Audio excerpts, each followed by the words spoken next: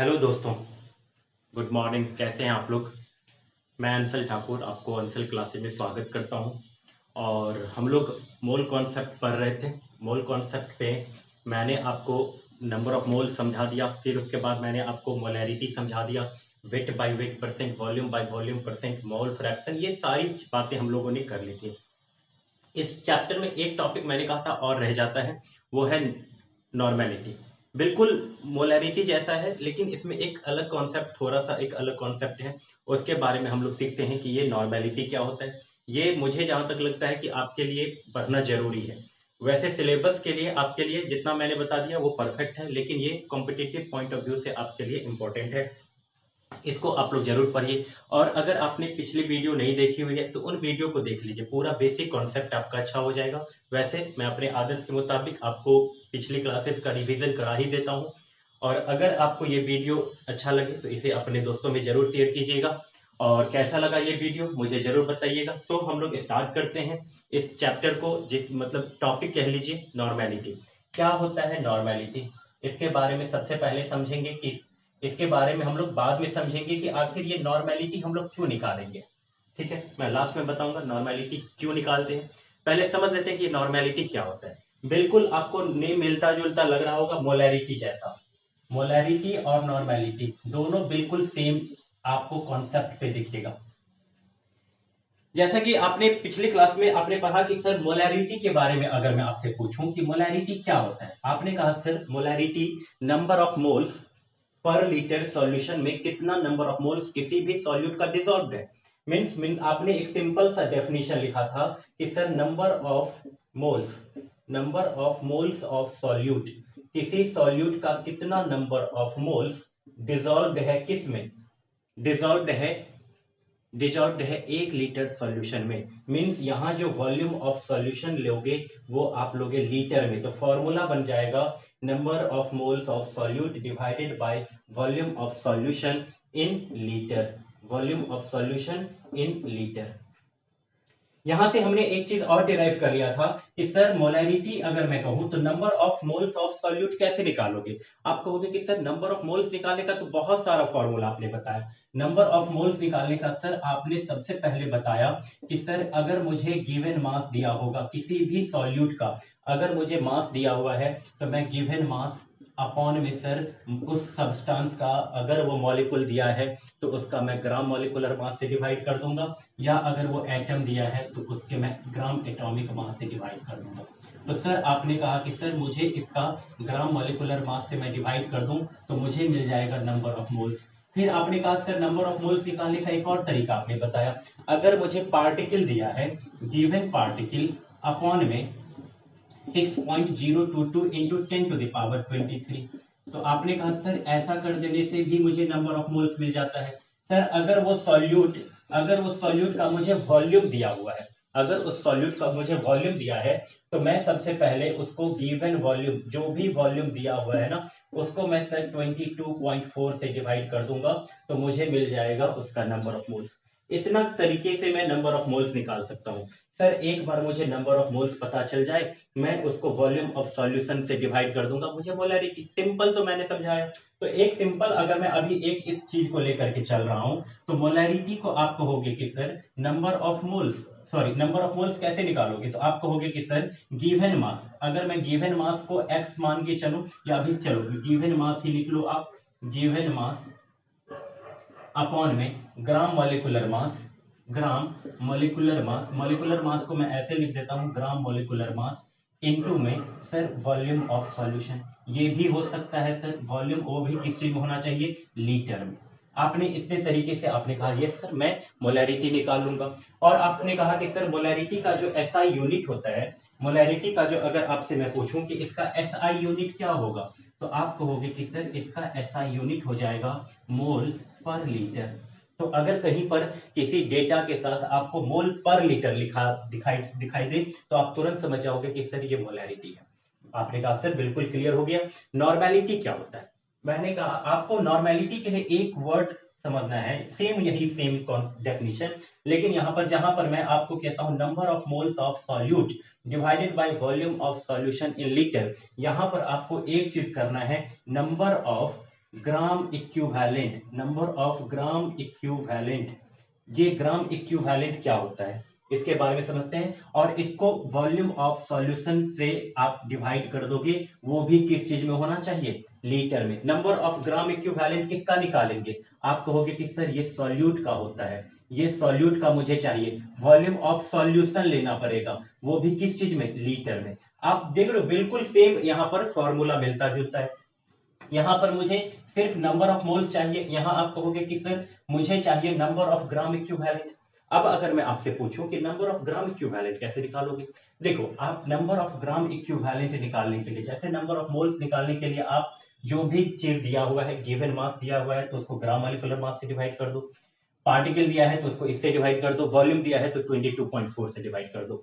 ठीक इस तरीके से अगर मैं आपसे पूछूं नंबर ऑफ ग्राम इक्विवेलेंट आप कैसे निकालोगे, आप कहोगे कि सर जो भी सब्सटेंस दिया हुआ है ना, जो भी सब्सटेंस दिया हुआ है उसके गिवन मास को जो भी मास दिया हुआ है उस सब्सटेंस का, उसको मैं डिवाइड कर दूंगा इक्विवेलेंट वेट के साथ।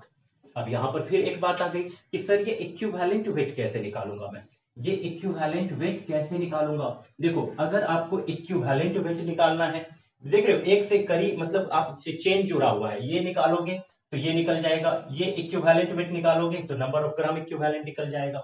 आपसे मैं पूछूं कि इक्विवेलेंट वेट कैसे निकालोगे, देखो अगर आपको जिस भी किसी मॉलिक्यूल का अगर आपको इक्विवेलेंट वेट निकालना है तो आप कहोगे कि सर उसके मैं मॉलिक्यूलर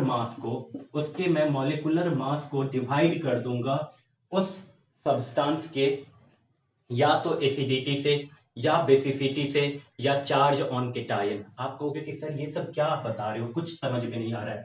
मींस आप उसको डिवाइड कर दोगे नंबर ऑफ H प्लस या उसके H प्लस के साथ, या नंबर ऑफ OH माइनस के साथ, नंबर ऑफ OH माइनस के साथ, या उसके आप कहोगे कि सर चार्ज ऑन केटायन, इन सब में से कुछ भी दिया होगा तो उनके साथ आप उसको डिवाइड कर दोगे, आपको निकल जाएगा इक्विवेलेंट वेट। आप कहोगे कि सर ये नहीं समझ में आया, ये क्या आप कह रहे हो, number of H plus, number of OH minus, charge on के टाइम नहीं समझ में आया। चलिए हम एक इस चीज को एक एग्जांपल के साथ समझते हैं। ये नंबर ऑफ H प्लस, आपको पता है कि H प्लस का मतलब वो सब्सटेंस डेफिनेटली एसिड होगा। अगर कोई सब्सटेंस OH माइनस कितना रिलीज कर पाएगा, इसका मतलब वो सिंपल सा आपको समझना है कि वो बेस होगा। और चार्ज ऑन केटायन, ये जनरली बात होगी किस चीज के लिए, ये बात होगी सॉल्ट के लिए। तो नंबर ऑफ H प्लस, आप कहोगे कि सर ये तो एसिड कोई भी एसिड कितना H प्लस रिलीज करता है, तो कोई भी एसिड जितना H प्लस रिलीज करेगा वो उस एसिड की बेसिसिटी कहलाएगी। कोई भी सब्सटेंस, कोई भी एसिड कितना H प्लस रिलीज करेगा वो उस एसिड की बेसिसिटी कहलाएगी। बिल्कुल, आप कहोगे कि sir number of H plus क्या हुआ, आप कहोगे कि sir number of H plus को हम लोग सिंपली बोल सकते हैं बेसिसिटी। और बेसिसिटी क्या होता है, आप कहोगे कि सर बेसिसिटी किसी भी एसिड का वो मतलब कैपेसिटी आप बोल सकते हो किसी भी एसिड का क्या कैपेसिटी है कि वो कितना H प्लस रिलीज कर सके। मीन्स सिंपल सा आपको समझना है, capacity capacity of an acid, किसी भी एसिड का to release H plus ion, वो कितना H प्लस आयन रिलीज कर सकता है वो उसकी बेसिसिटी कहलाएगी। बिल्कुल बात क्लियर हो गई सर। अब यहां से अगर मैं पूछूं नंबर ऑफ OH माइनस, अगर कोई सब्सटेंस OH माइनस कितना रिलीज कर रहा है, मीन्स वो बेस होगा, और बेस कितना OH माइनस रिलीज करता है वो उस बेस की एसिडिटी कहलाएगी। उल्टा चल रहा है, एकदम कॉन्सेप्ट कंफ्यूज नहीं होना है। कोई भी एसिड कितना H प्लस रिलीज करता है वो उस एसिड की बेसिसिटी कहलाएगी। कोई भी बेस कितना OH माइनस रिलीज कर पा रहा है वो उस बेस का एसिडिटी कहलाएगा। आप कहोगे कि सर ये इस बेस का एसिडिटी कहलाएगा, तो फिर से वही बात की एसिडिटी क्या हुआ, तो आप कहोगे कि सर एसिडिटी किसी भी बेस का वो कैपेसिटी है कि वो कितना OH माइनस रिलीज कर पाता है। मीन सिंपल सा मुझे समझ में आया कि सर बेसिसिटी क्या है, तो capacity of an base of a base to release OH minus, इतनी चीजों को आप नोट कीजिए।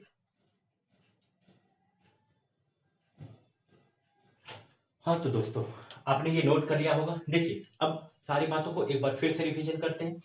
मैं अगर आपको कहा कि अगर आपको मोलैरिटी निकालनी है, क्या निकालनी है? मोलैरिटी। तो आप कहोगे कि सर मोलैरिटी निकालने के लिए मुझे नंबर ऑफ मोल्स चाहिए, और नंबर ऑफ मोल्स निकालने के लिए जो भी सब्सटेंस का गिवन मास दिया हुआ है ना, गिवन मास, उसको मैं डिवाइड कर दूंगा। सारी चीजों को एक बार रिवीजन कर लीजिए। गिवन मास को मैं डिवाइड कर दूंगा सर उसके ग्राम मॉलिक्यूलर मास से, ग्राम मॉलिक्यूलर मास से, और जो भी मुझे वॉल्यूम दिया हुआ है उस वॉल्यूम को मैं लीटर में रखूंगा, ये मुझे मोलैरिटी पता चल जाएगी। सर अगर मुझे नॉर्मेलिटी पता करना हो तो नॉर्मेलिटी पता करने के लिए मैं सबसे पहले निकालूंगा ग्राम, नंबर ऑफ ग्राम इक्विवेलेंट। अब आप कहोगे कि सर ये नंबर ऑफ ग्राम इक्विवेलेंट कैसे निकालोगे? मैंने अभी जस्ट बताया, नंबर ऑफ ग्राम इक्विवेलेंट निकालने के लिए जो भी सब्सटेंस दिया हुआ है उस सब्सटेंस का कुछ ना कुछ मास दिया होगा, उसको आपको डिवाइड कर देना है इक्विवेलेंट वेट से। अब ये इक्विवेलेंट वेट कैसे निकलेगा? इक्विवेलेंट वेट निकालने के लिए जो सब्सटेंस आपका दिया हुआ है उसके मॉलिक्यूलर मास को डिवाइड कर दो ग्राम उसके नंबर ऑफ एसिड, यानी एसिडिटी से, बेसिसिटी से, या चार्ज ऑन केटायन। एसिडिटी क्या हुआ? तो आप कहोगे कि सर कोई भी बेस कितना OH माइनस रिलीज कर पाता है वो उसका क्या कहलाएगा? एसिडिटी कहलाएगा। बेसिसिटी क्या हुआ? तो कोई भी एसिड कितना H प्लस रिलीज कर पाता है वो उसका बेसिसिटी कहलाएगा। आप ऐसे समझो, आप ऐसे समझो जैसे अगर मान लो कोई इंसान अच्छा है, अच्छा है तो अच्छे इंसान की भी कुछ ना कुछ बुराई होती है, तो अच्छे इंसान की कुछ ना कुछ बुराई, वो मिलकर ठीक उसी तरीके से जैसे एसिड की बेसिसिटी, और कोई बुरा इंसान है तो उस बुरे इंसान के अंदर भी कुछ ना कुछ अच्छाई होता है। तो बुरे इंसान यानी बेस के अंदर मान लो कुछ ना कुछ एसिडिटी होगी, ऐसे समझ लो। अगर इस चीज को समझने में कंफ्यूजन हो रही है तो जैसे अगर मान लो कोई इंसान आपके लाइफ में अच्छा है तो उस अच्छे इंसान की भी कुछ ना कुछ आप बुराई देखते होगे, तो अच्छे इंसान की यानी एसिड के अंदर भी बेसिसिटी होती है। बेसिसिटी क्या होती है सर? तो आप कहोगे कि सर वो एसिड कितना H प्लस रिलीज कर पाता है वो उसका बेसिसिटी कहलाएगा। सर कोई भी बेस कितना OH माइनस रिलीज कर पाता है वो उस बेस का एसिडिटी कहलाएगा। आप कहोगे कि सर ये उसका एसिडिटी कहलाएगा। इस चैप्टर में मैं एसिडिटी को जनरली A से डिनोट करूंगा, बेसिसिटी को B से डिनोट करूंगा, और चार्ज ऑन केटायन को मैं C प्लस से डिनोट करूंगा। चार्ज ऑन केटायन जैसे एक एग्जांपल के साथ समझ लेता हूं। मान लो मैंने आपको कहा HCl, मैं आपसे पूछूं बताओ ये HCl कितना H प्लस रिलीज कर पाएगा? आप कहोगे कि सर ये एक H प्लस रिलीज कर पाएगा। तो अगर मैं इसका इक्विवेलेंट वेट निकालना चाहूं, इसका इक्विवेलेंट वेट कैसे निकलेगा? आप कहोगे कि सर इसका इक्विवेलेंट वेट निकालने के लिए इसका मॉलिक्यूलर मास निकालना पड़ेगा आपको। बिल्कुल, हाइड्रोजन का एटॉमिक मास 1 होता है, क्लोरीन का 35.5 होता है। तो आप कहोगे कि सर ये हो जाएगा 36.5, ये हो जाएगा 36.5 इसका ग्राम मॉलिक्यूलर मास या मॉलिक्यूलर मास। तो आप कहोगे कि सर 36.5 को मैं डिवाइड कर दूंगा किस चीज से? एसिडिटी या बेसिसिटी या चार्ज ऑन केटायन। तो मैं आपसे पूछूं ये HCl क्या है? आप कहोगे कि सर एसिड है। तो एसिड का क्या होता है? आप कहोगे एसिड का बेसिसिटी होगा। इसका मतलब ये कितना H प्लस रिलीज कर पाएगा? आप कहोगे एक H प्लस रिलीज कर पाएगा, तो इसके पास बेसिसिटी है 1। इसका मतलब इसका जो इक्विवेलेंट वेट आप निकालोगे HCl का वो भी होगा 36.5।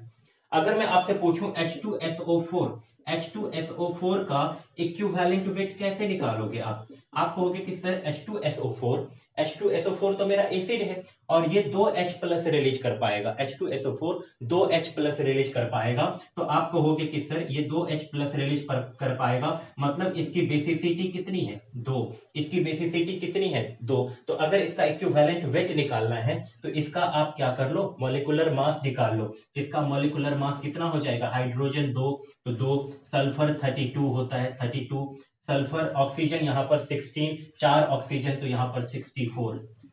आप कहोगे सर यहाँ पर हो जाएगा 98, और यहाँ पर इसको डिवाइड करना है किस चीज से? बेसिसिटी से। बेसिसिटी कितना है इसके पास, यानी इसको बेसिसिटी से डिवाइड करना है, मींस 98 डिवाइडेड बाय 2। आप कहोगे इसका जो इक्विवेलेंट वेट हो जाएगा वो हो जाएगा 49। इसका इक्विवेलेंट वेट कितना हो जाएगा? 49।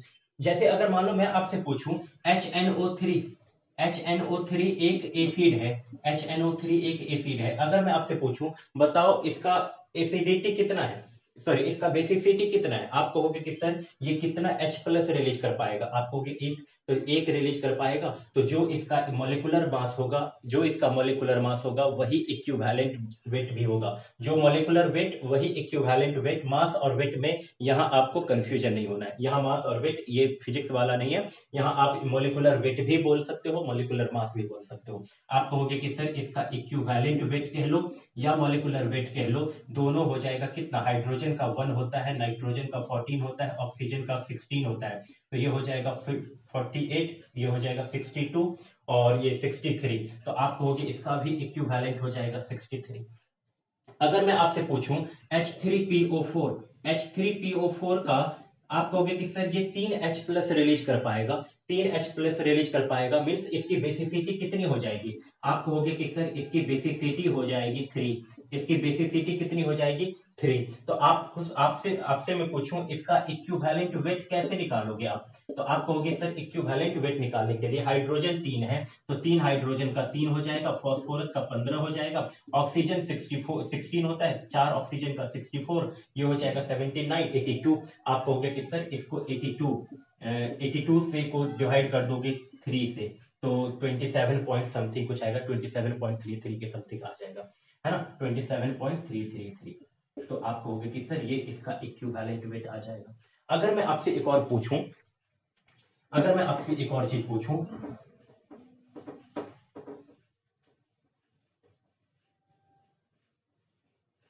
कि H3, एक और ले लेता हूं मैं आपके लिए, H3PO3। अब इसका मैं पूछूं इसके पास एसिडिटी, इसके बेसिसिटी कितनी होगी?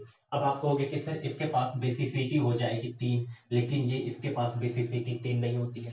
कैसे नहीं होती है सर? इसका जब आप स्ट्रक्चर देखोगे ना, स्ट्रक्चर देखने से क्या होता है कि आपको पता चलेगा कि इसके पास 3 ऑक्सीजन, एक ऑक्सीजन तो हो गया, एक ऑक्सीजन 3 ऑक्सीजन हो गया। अब यहाँ पर फास्फोरस की पेंटावैलेंसी आपको पूरा करके रखनी है, तो एक हाइड्रोजन जो होगा ना ये इसके साथ जुड़ेगा, और एक हाइड्रोजन इसके साथ, और एक हाइड्रोजन इसके साथ। तो ये H3PO3 जो है ये सिर्फ इसी 2 H को रिलीज कर सकता है, इस H को नहीं रिलीज कर पाएगा। क्यों नहीं रिलीज कर पाएगा? तो अगर ये इस H को रिलीज कर पाएगा तो फास्फोरस की पेंटावैलेंसी खत्म हो जाएगी। तो ये इस वजह से इसके पास बेसिसिटी 2 होगी, इसके पास बेसिसिटी 3 ना होकर के इसकी बेसिसिटी हो जाएगी 2। तो बिल्कुल ठीक इसी तरीके से जैसे H3PO4, तो यहाँ H3 देखने से आप ये नहीं कर लेना कि इसकी भी बेसिसिटी कितनी हो जाएगी 3, नहीं। अगर मान लो मैं एक और चीज पूछ देता हूँ H3PO2, अब बताओ इसके पास बेसिसिटी कितनी हो जाएगी? अब आप कहोगे कि सर इसकी भी बेसिसिटी 2 होगी, नहीं, यहाँ भी गलत हो जाएगी। H3PO2 की ना तो बेसिसिटी 2 होगी ना 3 होगी, इसकी बेसिसिटी 1 होती है। अब आप कहोगे कैसे? चलिए इसका स्ट्रक्चर मैं आपको बना के दिखा देता हूँ। एक डबल बॉन्ड O, यहाँ से O, एक ये और एक, तो आपने देखा कि 2 ही ऑक्सीजन है, एक ऑक्सीजन तो डबल बॉन्ड, एक ऑक्सीजन यहाँ से, तो एक हाइड्रोजन यहाँ, एक हाइड्रोजन यहाँ, एक हाइड्रोजन यहाँ। इसका मतलब है ना कि H3PO2 सिर्फ और सिर्फ इसी H को रिलीज कर पाएगा, बाकी ये दोनों H को रिलीज नहीं कर पाएगा। तो आप कहोगे कि सर इसकी बेसिसिटी हो जाएगी 1। अगर मैं इसका इक्विवेलेंट वेट आपसे पूछूं, बताओ इसका इक्विवेलेंट वेट आप कैसे निकालोगे? आप कहोगे कि सर इक्विवेलेंट वेट निकालने के लिए मैं इसका मॉलिक्यूलर मास निकाल लूंगा। हाइड्रोजन यहाँ पर 3 है तो 3 हो जाएगा, फास्फोरस यहाँ पर एक, फास्फोरस का 15, ऑक्सीजन का ये हो जाएगा 48, ये हो जाएगा कितना 63 और 3 66। उसको मैं डिवाइड कर दूंगा, इसको डिवाइड कर दूंगा 2 से, तो आप कहोगे कि सर इसका इक्विवेलेंट वेट आ जाएगा 33। इसका इक्विवेलेंट वेट 33। इसका मैं अगर आपसे पूछूं इक्विवेलेंट वेट आप कैसे निकालोगे? आप कहोगे कि सर इसके पास 3 हाइड्रोजन तो 3, फास्फोरस 15 और ऑक्सीजन का हो जाता है 32, ये हो जाएगा कितना 47 50, और इसको डिवाइड कर दोगे 1 से, तो इसका इक्विवेलेंट वेट हो जाएगा, आप कहोगे 50। तो इस तरीके से आप किसी भी चीज का इक्विवेलेंट वेट निकाल सकते हो। अगर मान लो मैं आपसे पूछूं, ये सारी चीजें आपको बिल्कुल आसान हो जाएगी भाई, एकदम आसान है। अगर मैं आपसे पूछूं बताओ मुझे NaOH का इक्विवेलेंट वेट कितना होगा? NaOH का इक्विवेलेंट, अब आप कहोगे कि सर ये तो OH है इसके पास, इसका मतलब है एक सिंपल सा, मैं बचपन से एक ही चीज समझते आया हूं। देखो एसिड बेस का कॉन्सेप्ट एक पूरा का पूरा एक डिफरेंट है। इस चैप्टर में आपको एसिड और बेस की पहचान आपको H+ और OH- से कर लेनी है। वैसे जरूरी नहीं कि जिसके पास H+ नहीं है वो एसिड नहीं है, बहुत सारे कॉन्सेप्ट हैं एसिड बेस के। अभी आप बस इस चैप्टर में क्या करोगे, अभी आपको जितने भी न्यूमेरिकल मिलेंगे वो H+ और OH- पे ही मिलेंगे। जैसे यहाँ पर OH- है, आप कहोगे सर ये तो बेस है, और बेस कितना OH- रिलीज कर पाएगा, उस बेस की वो एसिडिटी कहलाएगी। मीन्स अगर मैं आपसे पूछूं इसकी एसिडिटी कितनी, आप कहोगे 1, तो जो इसका मॉलिक्यूलर मास वही इसका इक्विवेलेंट वेट, जो इसका मॉलिक्यूलर वेट वही इसका इक्विवेलेंट वेट, मतलब सोडियम का 23, ऑक्सीजन का 16 और हाइड्रोजन का 1, और उसको डिवाइड कर दोगे 1 से, दैट मीन्स इसका इक्विवेलेंट वेट हो जाएगा 40। इक्विवेलेंट वेट हो जाएगा 40। अगर मैं आपसे पूछूं कैल्शियम हाइड्रोक्साइड CaOH का होल 2, आप मुझे बताओ ये कितना H+ रिलीज कर OH- रिलीज कर सकता है, आप कहोगे 2, क्योंकि इसके पास 2 OH है, तो इसकी जो एसिडिटी हो जाएगी आप कहोगे 2। इसका जो अगर आप इक्विवेलेंट वेट निकालोगे तो इसका इक्विवेलेंट कैल्शियम का कितना होता है, कैल्शियम का होता है 40, आप निकाल लो इस तरीके से। और ऑक्सीजन का होता है 32, और हाइड्रोजन का 2, तो यहाँ पर 2 हाइड्रोजन, ऑक्सीजन का 16, 2 ऑक्सीजन 32, हाइड्रोजन का 1, 2 हाइड्रोजन 2, ये हो जाएगा 72, 74, उसको 2 से डिवाइड कर दो, दैट मीन्स 37। इसका जो इक्विवेलेंट हो जाएगा 37 हो जाएगा। अगर मैं आपसे यहीं पर पूछूं जैसे NaCl, अब यहाँ पर बात हो जाती है सर ये ना तो एसिड है ना बेस है, तो क्या किया जाए, तो आपको कुछ नहीं करना है, या तो चार्ज ऑन केटायन या चार्ज ऑन एनायन, दोनों का चार्ज पता है आपको बराबर ही होता है, तो आप कोई भी ले सकते हो। जनरली केटायन बुक में लिखा होता है, इसका मतलब ये नहीं कि सिर्फ आप केटायन ही बोलोगे, एनायन भी आप बोल सकते हो, चार्ज ऑन केटायन या एनायन, इसके ऊपर प्लस, इसके ऊपर माइनस, इसके ऊपर प्लस, इसका मतलब इसके ऊपर चार्ज ऑन केटायन या चार्ज ऑन एनायन कितना है, आप कहोगे 1, तो इसका जो इक्विवेलेंट वेट हो जाएगा अगर NaCl का, तो इसका इक्विवेलेंट वेट आप कहोगे कि सर इस सोडियम 23 होता है, ये 35.5, तो 58.5, 58.5 को 1 से डिवाइड कर दोगे, इसका इक्विवेलेंट 1 ही हो जाएगा।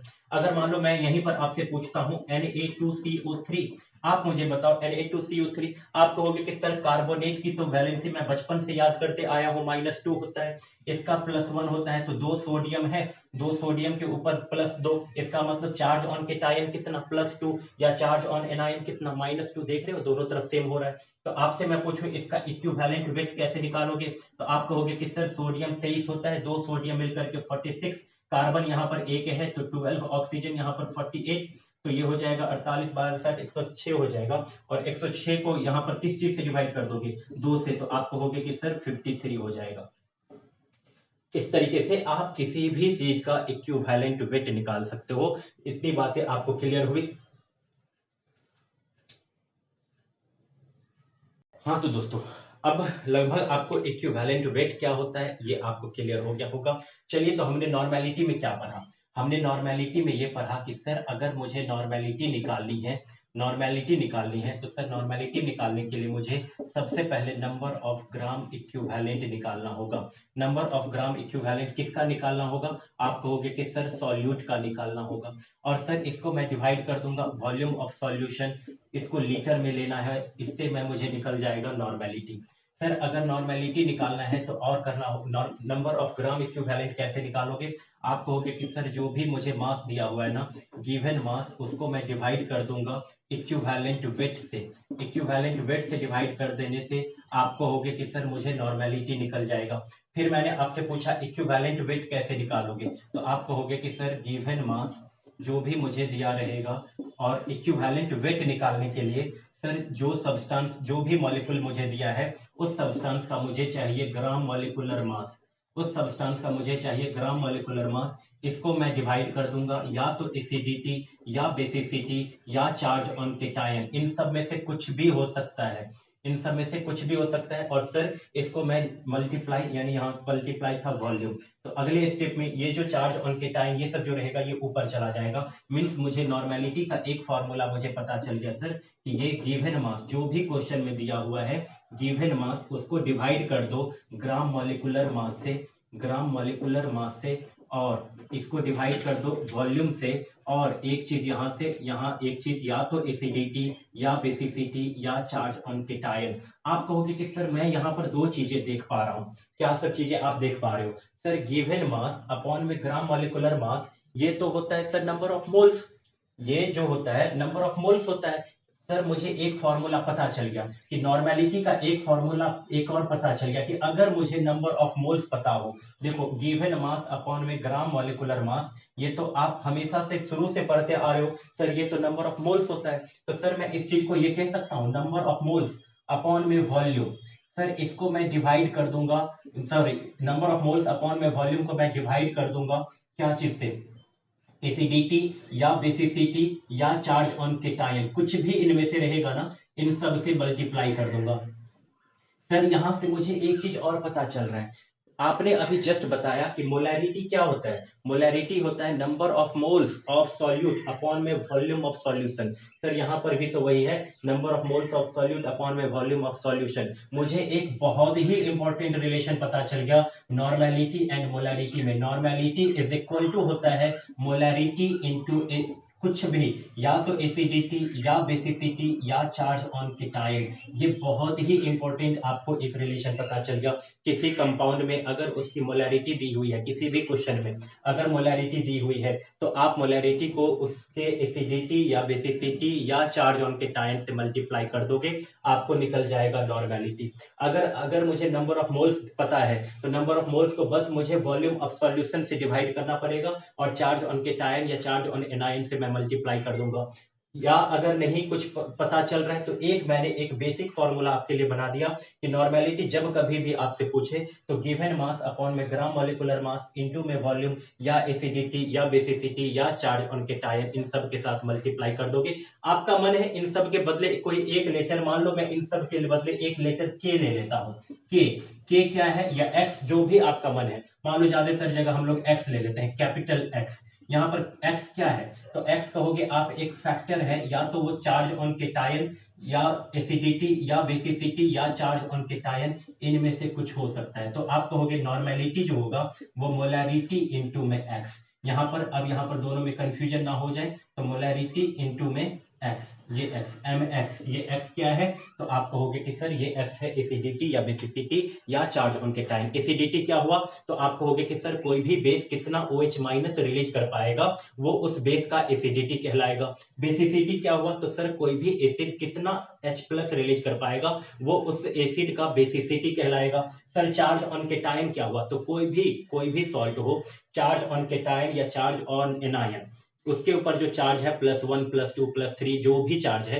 वो हो जाएगा चार्ज ऑन केटायन। इस फॉर्मूले को आप जल्दी से राइट डाउन कर लीजिए, हम लोग कुछ न्यूमेरिकल्स के साथ इसको देख लेते हैं, जल्दी कीजिए।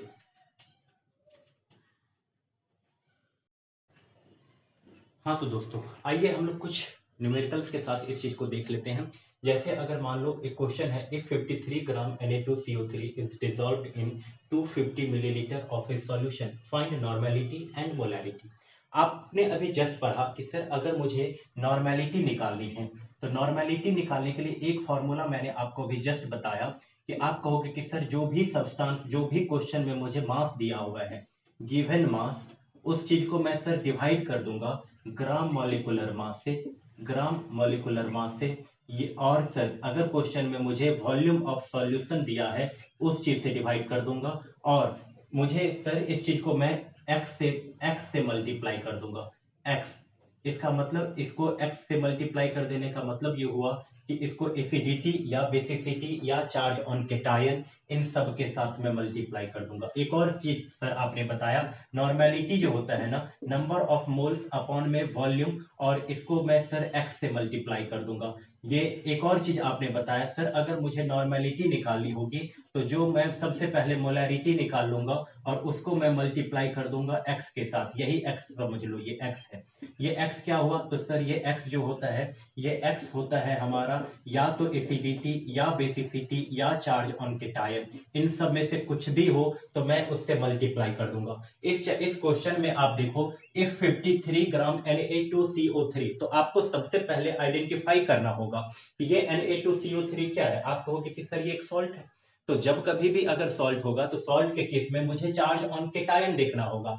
Na2CO3 यानी कार्बोनेट के ऊपर -2, सोडियम के ऊपर +1, तो 2 सोडियम के ऊपर प्लस मतलब 1, तो आप कहोगे कि इसका मतलब चार्ज ऑन केटायन कितना हुआ, +2, या चार्ज ऑन एनायन कितना हुआ, -2। बात सिर्फ मुझे चार्ज से लेना है, प्लस माइनस से मतलब नहीं है। आप कहोगे 2 हुआ, तो इसका मतलब x जो है मेरा यहाँ पर आप कहोगे 2 हो गया। एसिडिटी या बेसिसिटी या चार्ज ऑन केटायन कुछ भी हो वो मुझे पता चल गया 2। अब आपको मैंने कहा नॉर्मेलिटी अगर आपको निकालनी है तो आप कहोगे कि सर नॉर्मेलिटी क्या होता है। जो भी मुझे मास दिया हुआ है 53, सर इसका मैं ग्राम मॉलिक्यूलर मास से डिवाइड कर दूंगा। ग्राम मॉलिक्यूलर मास कितना हो जाएगा, सोडियम का 23 होता है, 2 सोडियम 46, कार्बन होता है यहाँ पर हो जाएगा 46, ये कार्बन होता है 12 और यहाँ पर होता है ऑक्सीजन का 3, तो 48 60 106। आप कहोगे 106, सर मुझे वॉल्यूम ऑफ सॉल्यूशन कितना दिया है, वॉल्यूम ऑफ सॉल्यूशन दिया है 250 मिलीलीटर। तो आपको पता है मिलीलीटर को आपको लीटर में कन्वर्ट करना पड़ेगा, तो इसको 1000 से डिवाइड करो तो 1000 ऊपर मल्टीप्लाई में चला जाएगा। और सर उसके बाद मुझे x से मल्टीप्लाई हो करनी होगी, तो x क्या है मेरा यहाँ पर 2, तो नॉर्मेलिटी कितना हो जाएगा, आप कहोगे देखो 53 से 2 कट गया, 250 से ये 4 कट जाएगा, 2 से ये 2 कट गया, इसका मतलब नॉर्मेलिटी मुझे कितना हुआ 4n, इसका मतलब 4n मुझे नॉर्मेलिटी। अगर मैं आपसे पूछूं मोलैरिटी कितनी होगी, आप कहोगे कि सर मोलैरिटी कितनी होगी, आप कहोगे सर मोलैरिटी के लिए मुझे तो सिर्फ चाहिए नंबर ऑफ मोल्स, मोलैरिटी के लिए मुझे चाहिए नंबर ऑफ मोल्स।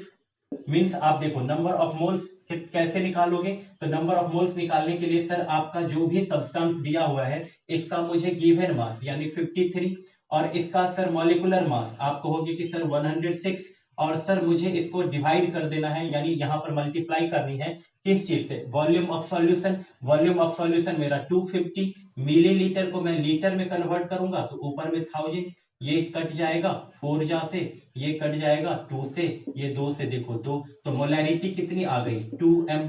और आपने एक चीज पढ़ा है कि अगर मेरी नॉर्मेलिटी जो होती है वो होती है मोलैरिटी इंटू में x, मोलैरिटी इंटू में x। तो अगर मैं नॉर्मेलिटी निकालू यहां से तो आप कहोगे मोलैरिटी मेरी 2 है और x मेरा कितना है, x मेरा यहाँ पर चार्ज ऑन केटायन ये भी 2 था, तो नॉर्मेलिटी आपने देखा यहां से भी नॉर्मेलिटी आपको 4n मिला।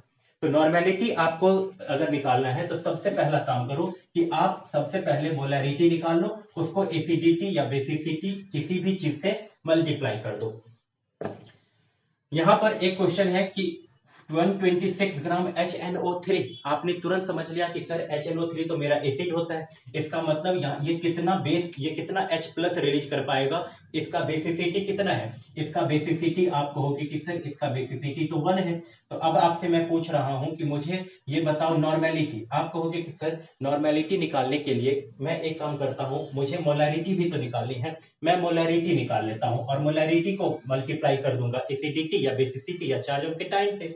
तो आप कहोगे कि सर मोलैरिटी निकालने के लिए मैं क्या करूंगा, जो भी मुझे मास दिया हुआ है नंबर ऑफ मोल्स मुझे चाहिए, मोलैरिटी के लिए चाहिए, मोलैरिटी अगर आपको निकालनी है तो आप कहोगे कि सर सिर्फ मुझे नंबर ऑफ मोल्स चाहिए, वॉल्यूम ऑफ सॉल्यूशन चाहिए वो भी लीटर में, बस ये फॉर्मूला मैं जानता हूं। नंबर ऑफ मोल्स निकालना मेरे लिए बिल्कुल आसान है। अब ये जो भी मास मुझे दिया है 126 ग्राम, इसको मैं डिवाइड कर दूंगा इसके मॉलिक्यूलर मास से। हाइड्रोजन 1 होता है, नाइट्रोजन 14 होता है, ऑक्सीजन 16 होता है, तो यहाँ पर 4 ऑक्सीजन, तो सॉरी 3 ऑक्सीजन, तो 48, तो ये हो जाएगा कितना 63 आप कहोगे। और वॉल्यूम कितना हो जाएगा, वॉल्यूम आप कहोगे 750 मिलीलीटर, तो 750 मिलीलीटर को आप कन्वर्ट करोगे 1000 से ऊपर मल्टीप्लाई कर दोगे, ये 1000 ऊपर चला जाएगा, ये हो जाएगा 3 जा, ये हो जाएगा 4 जा, कट जाएगा 63 से ये कट जाएगा, तो आप कहोगे मोलैरिटी कितनी हो जाएगी 8/3m।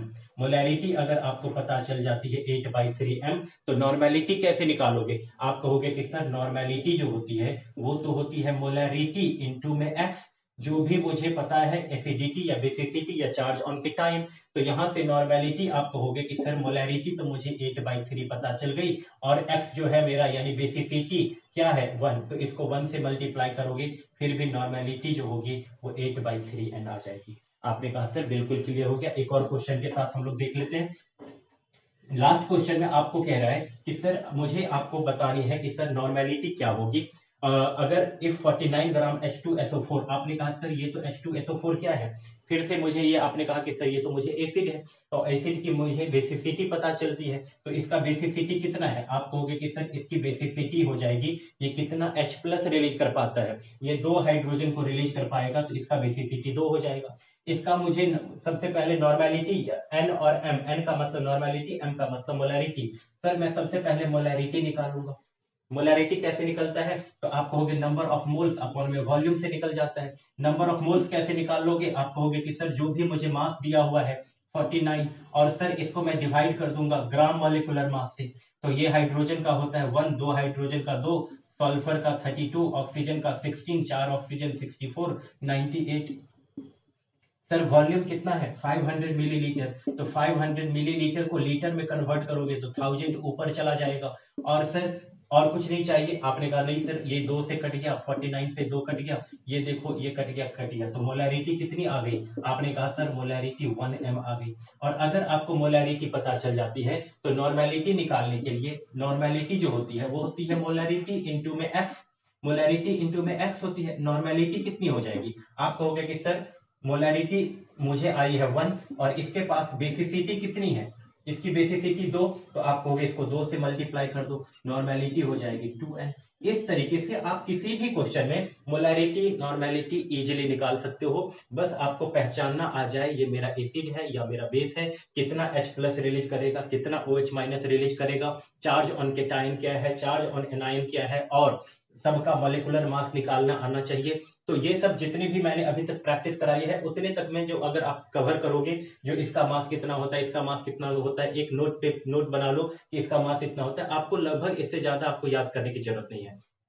आइए हम लोग कुछ अब और रिलेशन के साथ जो मोलैरिटी और नॉर्मेलिटी के साथ आपको एक बार में कंपेयर करके पढ़ा देता हूं, फिर उसके बाद हम लोग कुछ न्यूमेरिकल्स लेंगे।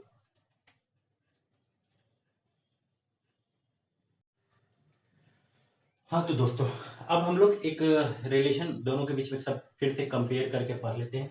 जैसे मोलैरिटी में मैंने आपको बताया कि मोलैरिटी होता है number of moles of solute upon volume of solution, वो भी लीटर में लेना है, आपको मैंने ये पूरा बता दिया था। नॉर्मेलिटी जो होता है वही सेम फॉर्मूला, आप कहोगे कि सर आपको यहाँ पर नंबर ऑफ ग्राम इक्विवेलेंट होता है, यहाँ पर होता है नंबर ऑफ ग्राम इक्विवेलेंट, और अपॉन में होता है वॉल्यूम ऑफ सॉल्यूशन, वो भी लीटर में। फिर यहाँ से पूरा का पूरा डेरिवेशन करके मैंने समझा दिया था कि ये कैसे आप निकालोगे नंबर ऑफ ग्राम इक्विवेलेंट, तो आप कहोगे कि sir number of gram equivalent निकालने के लिए मुझे जो भी सब्सटेंस दिया है उसके मुझे जो भी सब्सटेंस का मास दिया है उसको मैं डिवाइड कर दूंगा उसके इक्विवेलेंट वेट से, और इससे निकल जाएगा मुझे नंबर ऑफ ग्राम इक्विवेलेंट। फिर मैंने पूछा आपको इक्विवेलेंट वेट कैसे निकलेगा, तो आपने कहा कि सर मुझे इक्विवेलेंट मास निकालने के लिए या इक्विवेलेंट वेट निकालने के लिए जो सब्सटेंस दिया है ना उसके मॉलिक्यूलर मास को मैं डिवाइड कर दूंगा एसिडिटी या बेसिसिटी से, तो डिवाइड करूंगा तो ऊपर चला जाएगा, तो आप कहोगे कि सर इसको मैं एसिडिटी या बेसिसिटी या चार्ज ऑन केटायन से मैं डिवाइड कर दूंगा। यहां से मैंने पूरा का पूरा रिलेशन बना दिया था कि नॉर्मेलिटी जो हो जाएगा ये हो जाएगा, आप कहोगे कि सर यहां से यहां तक को मैं तो नंबर ऑफ मोल्स कहता हूं, तो एक फॉर्मूला बता दिया नंबर ऑफ मोल्स, ये हो जाएगा नंबर ऑफ मोल्स अपॉन में वॉल्यूम, और एक बता दिया ये एसिडिटी या बेसिसिटी या चार्ज ऑन केटायन, किसी एक के साथ इन सब में से किसी के साथ मल्टीप्लाई कर दोगे। फिर यहीं से ये कहा कि सर ये तो number of moles upon volume जो हो जाता है ये तो मोलैरिटी हो जाता है, इसको मैं आप मल्टीप्लाई कर दोगे एसिडिटी या बेसिसिटी या चार्ज ऑन केटायन इन सब के साथ। तो ये पूरा का पूरा डेरिवेशन मैंने आपको करा दिया था, ये करा दिया। अब आपको एक और इस चैप्टर में आपको रिलेशन मैंने बताया था नॉर्मेलिटी मोलैरिटी के केस में कि मोलैरिटी ऑन डेल्यूशन, मोलैरिटी अगर एक सब्सटेंस का मोलैरिटी ऑन डेल्यूशन, इससे भी क्वेश्चन पूछा जाता है कि डेल्यूट करने पर क्या होगा, डेल्यूशन। तो आपको कहा था कि अगर मान लो एक सब्सटेंस है जिसकी मोलैरिटी m है, m1 है, और इसका वॉल्यूम v1 है, अब मैंने क्या किया इसमें कुछ सॉल्वेंट ऐड कर दिया, और सॉल्वेंट ऐड कर देने से इसका वॉल्यूम v2 हो गया, मोलैरिटी m2 हो गया। तो सिंपल सा आपको एक रिलेशन बताया था m1 v1 is equal to m2 v2। अगर आपने ये डेरिवेशन अगर आपको दिक्कत है कि कहां से आया कैसे आया, तो आप पिछली वीडियो में जाइए, डिस्क्रिप्शन में मैं इसका लिंक दे देता हूं, इसमें मोलैरिटी के बारे में मैंने पूरी डिटेल में समझाया था कि m1 v1 is equal to m2 v2 कैसे हो जाता है। एक और मैंने बताया था molarity of mixture, molarity of mixture, किसी मिक्सचर का मोलैरिटी आप कैसे निकालोगे? तो देखो, अगर मोलैरिटी ऑफ मिक्सचर कैसे, तो अगर मान लो एक एक कोई सब्सटेंस है, इसकी मोलैरिटी m1 है, वॉल्यूम v1 है। दूसरा कोई सब्सटेंस जिसकी मोलैरिटी m2 और वॉल्यूम v2, इन दोनों को मिक्स करके एक नया सब्सटेंस बनाया गया और इसकी मोलैरिटी m और वॉल्यूम मान लो v। तो अब आपसे पूछा जाएगा कि नया जो सब्सटेंस बना या नया जो मिक्सचर बना, इस मिक्सचर की मोलैरिटी कितनी होती है? तो एक मैंने सिंपल सा एक फॉर्मूला यहां से बना दिया था कि m1v1 प्लस m2v2 अपॉन में v1 प्लस में v2। ये पूरा का पूरा रिलेशन मैंने आपको डिराइव करके दिखा दिया था। ये कहां से होता है? तो पिछली वीडियो आप जरूर देख लीजिए, उसमें मैंने पूरा का पूरा बता दिया है ये रिलेशन कहां से आता है। सेम टाइप का रिलेशन अब हम लोग नॉर्मेलिटी के केस में देखेंगे। नॉर्मेलिटी के केस में हम लोग एक रिलेशन देखते हैं कि normality of a mixture, normality of a mixture. तो अब हम लोग देखते हैं फिर उसके बाद नॉर्मेलिटी ऑफ मिक्सचर। किसी मिक्सचर का आप नॉर्मेलिटी कैसे निकालोगे? Normality of mixture. अब देखिए, अब नॉर्मेलिटी ऑफ मिक्सचर में अगर मान लो ये एक कोई सब्सटेंस है, ये कोई दूसरा सब्सटेंस है, इन दोनों को मिक्स किया गया, इन दोनों को मिक्स किया गया है, तो अब आप कहोगे कि एक नया मिक्सचर बनेगा। अब मान लो इनमें से आप कहोगे कि सर दो चीज हो सकता है। अब नॉर्मेलिटी निकालने के लिए तो मुझे एसिडिटी या बेसिसिटी निकालनी पड़ती है।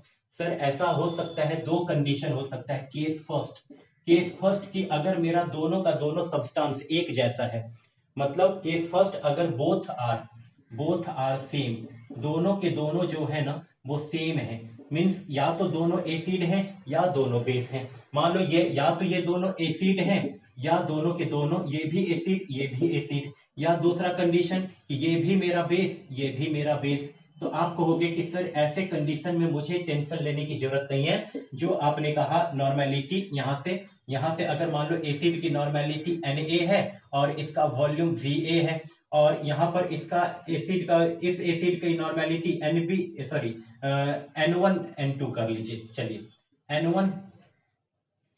N1V1 और N1V1 और N2V2 और यहाँ नॉर्मेलिटी N और V।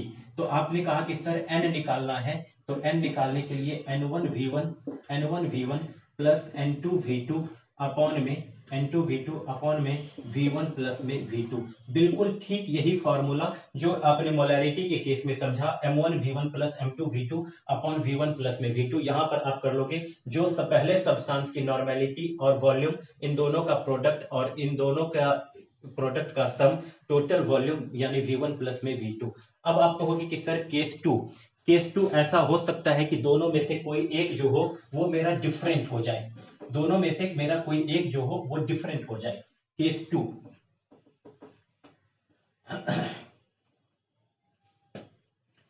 टू हमारा हो सकता है कि case two if one of them are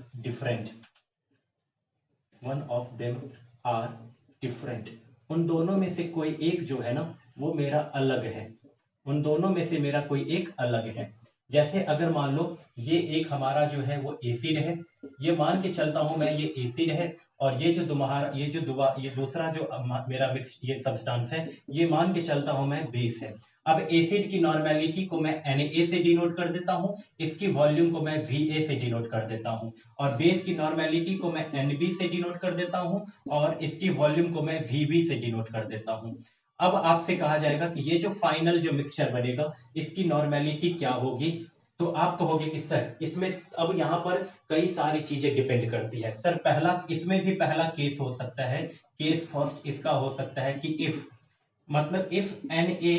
NaVA is greater then NbVB, मतलब इसका जो नॉर्मेलिटी और वॉल्यूम का प्रोडक्ट है इसके नॉर्मेलिटी और वॉल्यूम के प्रोडक्ट से ज्यादा हो जाए। तो आप कहोगे कि सर तब इस केस में जो मुझे नॉर्मेलिटी निकालनी होगी, मैं एसिड के NaVA में से NbVB माइनस कर दूंगा अपॉन में Va प्लस V1 प्लस में V2 यानी Va प्लस में VB, यानी एसिड का वॉल्यूम प्लस बेस का वॉल्यूम।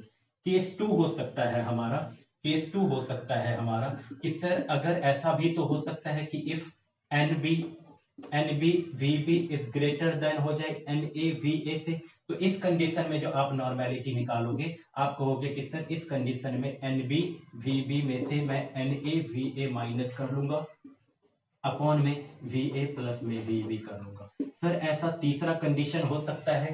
केस थर्ड क्या हो सकता है? केस थर्ड हो सकता है कि इफ दोनों की जो नॉर्मेलिटी ये बराबर हो जाए, if N A V A is equal to हो जाए एन बी वी बी, तो इस कंडीशन में मैं कहूंगा कि दोनों के दोनों सॉल्यूशन जो है वो फुल्ली एक दूसरे को न्यूट्रलाइज कर चुका है, और यहीं पर ये हमारा फाइनल नॉर्मेलिटी होगा। मीन्स वो पूरा का पूरा जो है ना एक दूसरे को न्यूट्रल कर लिया, एसिड और बेस एक दूसरे को पूरी तरीके से न्यूट्रल कर लिया। तो ये हो जाएगा हमारा N A V A equal to N B we B. ठीक उसी तरीके से यहाँ जो निकला है M1V1 इक्वल टू M2V2। तो यहाँ पर अब आपको इतनी चीजें मैंने आपको क्लियर करा दी। अब इससे रिलेटेड जो न्यूमेरिकल्स बनते हैं हम लोग, और इससे मोलैरिटी, इन सब के बेसिस पर आप लोग न्यूमेरिकल्स तैयार कीजिए। अगर किसी न्यूमेरिकल्स में आपको प्रॉब्लम होती है, समझ नहीं पा रहे हो, तो हम लोग और वैसे मैं ये न्यूमेरिकल्स के ऊपर भी एक वीडियो बनाऊंगा, सब चीजों को लेकर के, पूरे के पूरे न्यूमेरिकल्स को लेकर के मैं एक वीडियो बना देता हूँ, कुछ क्वेश्चंस इसके ऊपर प्रैक्टिस करवा दूंगा। तब तक आप इन सारी वीडियो को अच्छे ढंग से देखिए, और जो दिक्कत हो, जो नहीं समझ में आए, प्लीज आप लोग मुझे बताइएगा, और क्या इसमें समझने में दिक्कत हुई या कहाँ आपको अच्छा लगा नहीं अच्छा लगा, ये जरूर अपना सजेशन दीजिएगा। क्या मुझे बेहतर सुधार करने की जरूरत है, वो भी आप लोग मुझे जरूर बताइएगा। सो थैंक यू, आप लोग ऐसे ही वीडियो को देखते रहिए। Thank you.